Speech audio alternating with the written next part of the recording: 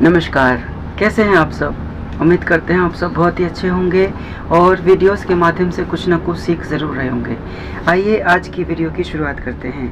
आज की वीडियो में हम 11वीं कक्षा का अर्थशास्त्र विषय पढ़ने जा रहे हैं, जिसमें हम सीखने वाले हैं आवर्ती वितरण, सतत या अखंडित श्रृंखलाएं। आइए इसकी शुरुआत करते हैं।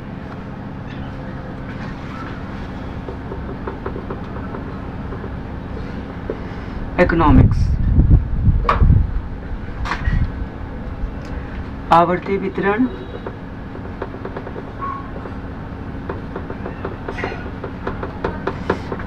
जिसे हम सतत या अखंडित श्रृंखला कहते हैं। सतत या अखंडित श्रृंखला, ठीक है। इसके कितने प्रकार हैं, इसको हम एक तालिका रूपी चित्र में बनाकर समझ सकते हैं, चार्ट के माध्यम से समझ सकते हैं, ठीक है। इसके लिए पहला रहेगा अपवर्जी या असम्मिलित श्रृंखला। पहला है अपवर्जी या असम्मिलित श्रृंखला। विस्तार से इनके बारे में समझेंगे। एक बार हम ये कितने प्रकार की होते हैं ये जान लेते हैं। दूसरा है समावेशी या सम्मिलित श्रृंखला।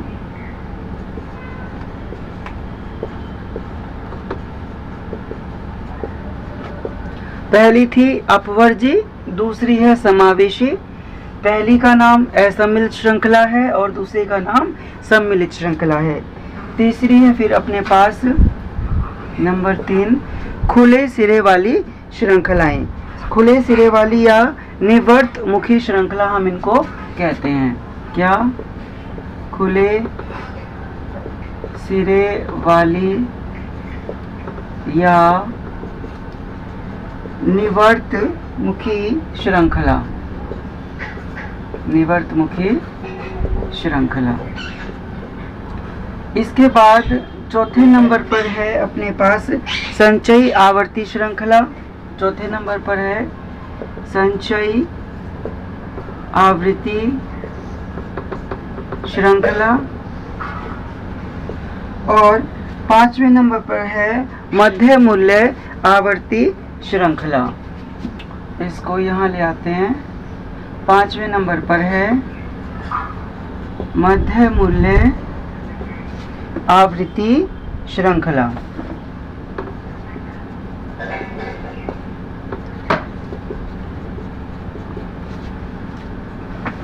साधारणतः ये 5 प्रकार की श्रृंखलाएं हमारी होती हैं। आवर्ती वितरण, सतत या अखंडित श्रृंखला, ठीक है, जिसमें पहली है अपवर्जी या असम्मिलित श्रृंखला, दूसरी है समावेशी या सम्मिलित श्रृंखला, तीसरी है खुले सिरे वाली या निवर्त मुखी श्रृंखला, चौथी है संचय आवर्ती श्रृंखला और पांचवी है हमारी मध्य मूल्य आवर्ती श्रृंखला।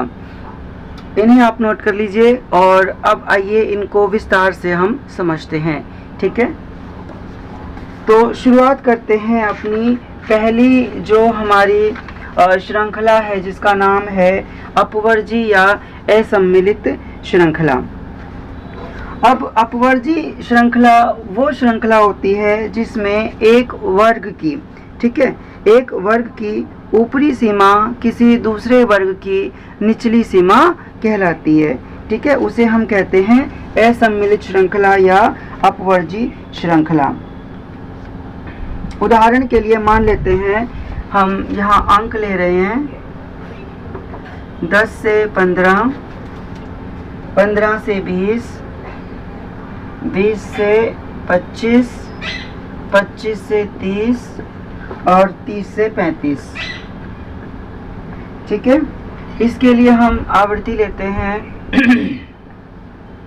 4 5 8 4 5 8 5 4, यानी कि टोटल हमारे पास आवर्ती हैं 26। ठीक है। अब देखिए, असम्मिलित का नाम है जो इसकी ऊपरी सीमा है, यानी कि 15। आप सबको पता है ये लोअर लिमिट है और ये अपर लिमिट है। इसे हम बोलते हैं L1, इसे बोलते हैं L2 वर्गांतर के अंदर। जो हमारा पहले वर्ग के अंदर ऊपरी सीमा है यानी कि 15, अपर लिमिट जो है वो अगले वर्ग की निचली सीमा है। आप यहाँ पे देख रहे हैं 10 से 15 में 15 तो हो गई अपने पास ऊपरी सीमा, जबकि अगले वर्गांतर में 15 पहले आ रहा है, यानी कि 15 है ये निचली सीमा। तो अब यहाँ पर 15 हो गया L1 और 20 हो गया यहाँ पर L2। ठीक वैसे तीसरे वर्गांतर में 20 है निचली सीमा और 25 है ऊपरी सीमा। अब देखो, अब यहाँ पर क्योंकि 20 ऊपरी सीमा थी और यहाँ निचली सीमा है, तो हम अपवर्जी या असम्मिलित श्रृंखला में ऊपरी जो सीमा है, क्योंकि वो अगले वर्ग की निचली सीमा है, तो उसे शामिल नहीं करेंगे आवर्ती के लिए। ठीक है। तो हम किस किस को शामिल करेंगे? केवल हम शामिल करेंगे सिर्फ 10 से लेकर 14 तक की वर्ग आवर्तियों को। 10 से 14, क्योंकि 15 अगले वर्ग में आ जाएगा। अगले में आएगा 15 से 19, उससे अगले में क्या आएगा? देखो 20 से 24, 20 से 24, और उससे अगले में आएगा 25 से 29, 25 से 29, और उससे अगले में आएगा 30 से 34, क्योंकि 35 पर ये खत्म हो रहा है ना। और अगर ये आगे बढ़ता तो 35 इसकी ऊपरी सीमा होती, अगले की निचली सीमा होती, इसलिए हम उसको नहीं लेंगे। राइट। तो यहाँ पर हो गया ये 30 से 34।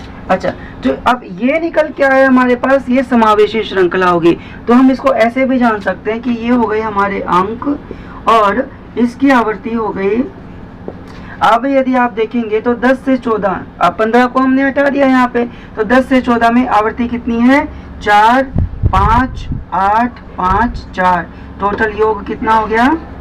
वही 26 का 26 आया योग हमारा। ठीक है। तो ये होती है हमारी। अब देखो, एक ही उदाहरण से हमने 2 श्रृंखलाओं को समझ लिया है। इसी उदाहरण से हमने, ये हो गई हमारी असम्मिलित श्रृंखला, जिसमें ऊपरी जो सीमा है वो सम्मिलित नहीं होती, और इसके अंदर जो 10 से 14 अपना वर्गांतर बना है वो पूरा का पूरा सम्मिलित है। 10 से 14 है तो उसकी आवर्ती 4 ही रहेगी। लेकिन इसमें क्योंकि, अच्छा, ये तो सिर्फ एक फिगर है समझने के लिए। अब इसमें 15 से 20 है। अब ऐसा नहीं है हमको ये इसमें तब्दील करना है, नहीं, हमको ये का यही रखना है। लेकिन जब आपको आवर्ती काउंट करनी हो, आवर्तियाँ ना दी हुई हो और तब आवर्ती निकालनी हो, तब आप सीधा 10 से लेकर 14 मदों को ही गिनोगे और आवर्ती आपकी 4 ही आनी चाहिए। ठीक है। तो अपना हो गया अपवर्जी या असम्मिलित श्रृंखला, और दूसरा हो गया हमारा समावेशी या सम्मिलित श्रृंखला। ठीक है। एक ही उदाहरण से हमने दोनों समझ लिए हैं।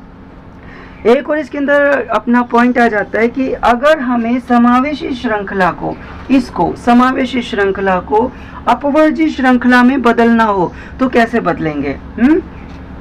अगर हमें, देखो, यदि किसको, समावेशी को किसमें चेंज करना है, तो मैं ये चेंज का सिंबल लगा रहा हूँ। चेंज करना है यदि किसमें? अपवर्जी में, अपवर्जी में, तो हम इसको कैसे चेंज करेंगे? देखो, इसके लिए सिंपल सा एक हम अपने पास रूल है। क्या करेंगे? सबसे पहले हम अपना जो वर्गांतर है उसकी ऊपरी जो वर्गांतर है, ऊपरी सीमा, और अगला जो वर्गांतर है उसकी निचली सीमा, इन दोनों के बीच का डिफरेंस क्या है, अंतर क्या है, उसको कैलकुलेट कर लेंगे। किसको? ऊपरी सीमा और निचली सीमा के अंतर को हम निकाल लेंगे। अब देखो, 14 और 15 के बीच में अंतर आ रहा है 1 का। आप देखेंगे 19 और 20 के बीच में अंतर आ रहा है 1 का।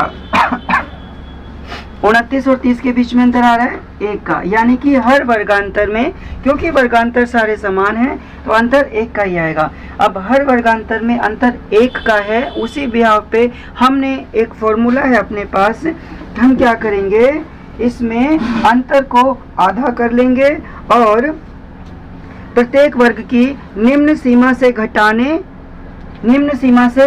देंगे, है ना। पहले तो इसको आधा करो, यानी कि 1 का आधा करेंगे, 1/2 करेंगे, कितना आ जाएगा, 0.5 आ जाएगा, आधा हो गया। अब हमें समावेशी श्रृंखला को किस में बदलना है, अपवर्जी श्रृंखला में बदलना है। तो हम क्या करेंगे, अंतर आ गया अपना 1, ऊपरी सीमा और निचली सीमा का अंतर 1 आ गया, उसको आधा कर लिया। और सबसे पहले हम क्या करेंगे, क्योंकि हमें इसको बदलना है, हम करेंगे इसके अंदर जो हमारी निचली सीमा है उसमें से तो घटा दो और ऊपरी सीमा है उसमें जोड़ दो। अब देखो एक बार इसको हटा रहे हैं यहाँ से, ठीक है। ये देखो अपनी निचली सीमा कौन सी है, 10 माइनस 0.5 करेंगे तो कितना आ जाएगा अपने पास, 9.5 आ जाएगा। और 14 में जब 0.5 जोड़ेंगे तो कितना आ जाएगा, 14.5 आ जाएगा। ठीक वैसे आप इसके आगे इसकी आवर्ती लिख देंगे, आवर्ती की फ्रीक्वेंसी यानी कि 4, है ना। और 15 में से 0.5 लेस कर दो। अब लेस करना कैसे, 15.0 देखो 0.5 है तो एक यहाँ पे लेंगे, ये आ गया 5, ये हो गया 14, तो 14.5 ये अपना आ जाएगा। तो 14.5 से लेकर 19 में 0.5 ऐड कर दो, तो 19 में 0.5 ऐड होंगे तो हो जाएगा 19.5 आवर्ती 5। अगली में 20 में से 0.5 लेस कर देंगे तो 19.5, यही वाला उतर के आ जाएगा। अगले में 24 है तो 24.5, ये आ गया 8, फिर ये है 24.5 और ये है 29.5, ये हो गया 5, ये हो गया 30 है तो 29.5, या इसको कंसीडर कीजिए, और 34 है तो 34.5, ये हो गया 4। आपकी टोटल जो योग है वो निकल कर आ गया 26। ठीक है, यहाँ तक अपना हो गया है अपवर्जी और समावेशी श्रृंखला, और हमने समावेशी को चेंज कर दिया किसमें, अपवर्जी श्रृंखला में। आई होप आपको यहाँ तक आ गया होगा अच्छे से। इसके आगे हम अगली वीडियो में करेंगे और आप इसको डिटेल में कर लीजिए, कोई भी पॉइंट छूटना नहीं चाहिए, क्योंकि ये बहुत ही इम्पोर्टेंट टॉपिक है अपने लिए। ये बेसिक है हमारा 11वीं का, अगर ये हम सीख लेंगे तो आगे का जितना भी है वो इजीली आप सीख पाएंगे। ठीक है, तो हम इसको अभी यहीं रखते हैं, आगे की वीडियो शुरू करेंगे तीसरे पॉइंट से, जो है अपनी खुले सिरे वाली या निवृत्तमुखी श्रृंखला। तो आज की वीडियो में फिलहाल इतना ही, मिलेंगे अगली वीडियो में, तब तक बने रहिए स्माइल प्लीज योगेश के साथ। चैनल पर यदि पहली बार आए हैं तो जल्दी से चैनल को सब्सक्राइब कर लीजिए, ताकि हमारी आने वाली हर नई वीडियो आप तक पहुंचे सबसे पहले। धन्यवाद।